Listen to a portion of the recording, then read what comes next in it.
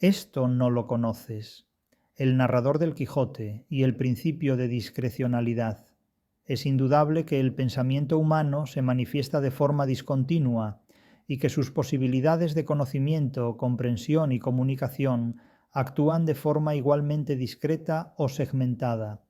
Ningún ser humano dice en un solo discurso todo lo que sabe y pretende, del mismo modo que ninguna obra literaria u objeto artístico se agota en una sola lectura, aunque formalmente se objetive en una sola emisión, pues las formas adquieren siempre cierta estabilidad frente a la multiplicidad e indeterminación de los sentidos que comunican.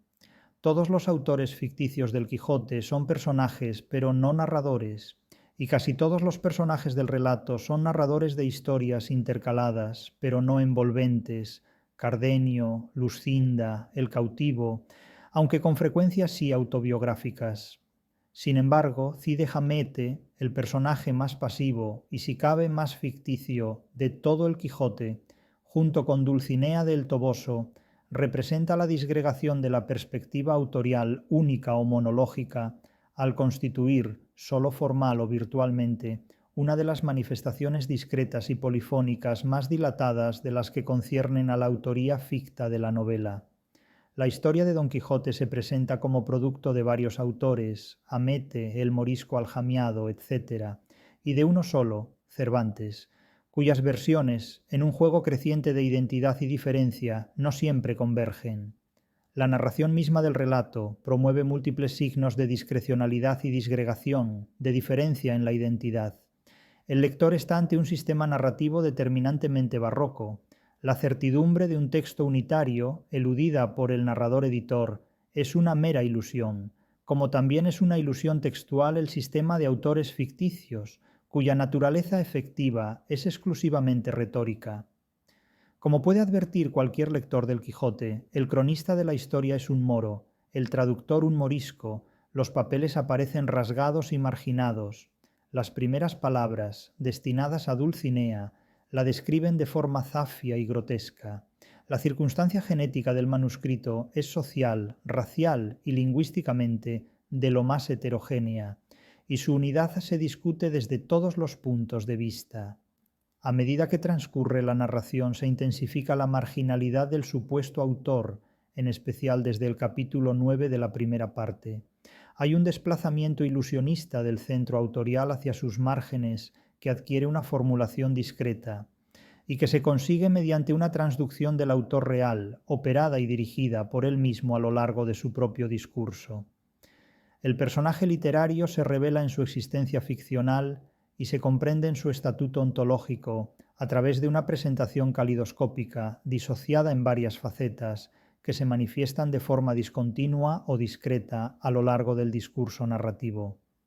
La formulación tautológica del principio de identidad, según el cual A es igual a, el yo dado acríticamente, permite el desglosamiento de una de sus entidades en sucesivas e ilimitadas unidades discretas, de modo que A es igual a sub 1, a sub 2, a sub 3, hasta a sub n, que encuentran su correspondencia en cada una de las manifestaciones textuales del personaje, cuya suma equivale a su constitución ontológica global, definitiva, asequible así al conocimiento del lector y sólo comprensible a través de declaraciones discursivas y funcionales proporcionadas por el texto.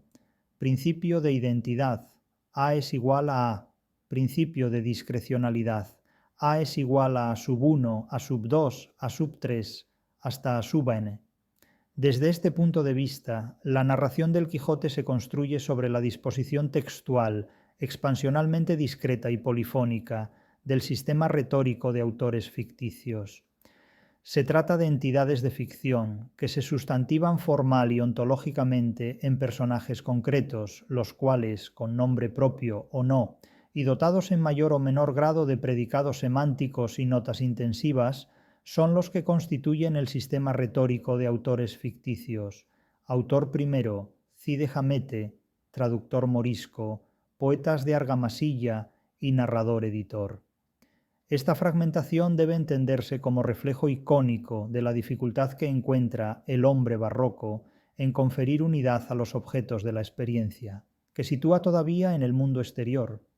Se admite que el personaje se multiplica y se complica en el discurso literario como una imagen en una galería de espejos, pues el concepto de persona como unidad compacta y racional por relación a la cual se construye el ente de ficción ha sido discutida con frecuencia y presenta diferencias según las épocas y periodos. Principio de identidad. Miguel de Cervantes es el autor real del Quijote. Principio de discrecionalidad. El narrador del Quijote se articula en un autor primero anónimo, en un cronista ficticio llamado Cide Hamete Benengeli, en un traductor morisco al que paga por un trabajo de encargo, y en unos académicos de Argamasilla, equipo este al que hay que añadir las operaciones e intervenciones de un editor que organiza y prologa todos estos textos. Algún crítico ha puesto en relación la presencia en el discurso de múltiples narradores, así como la inconsistente coherencia de su disposición, con la tendencia general de toda la obra a discutir una y otra vez la unidad que ella misma propone desde otros puntos de vista, y advierte que todo esto tiende a romper el marco formal de la obra, que naturalmente es soporte de unidad. El narrador determina, dentro del marco de la obra, un gesto de trascendencia hacia lo real del presente histórico. Otros estudiosos del barroco han hablado de fusionismo, como de aquella tendencia a unificar en un todo múltiples pormenores y a asociar y mezclar en una unidad orgánica elementos contradictorios.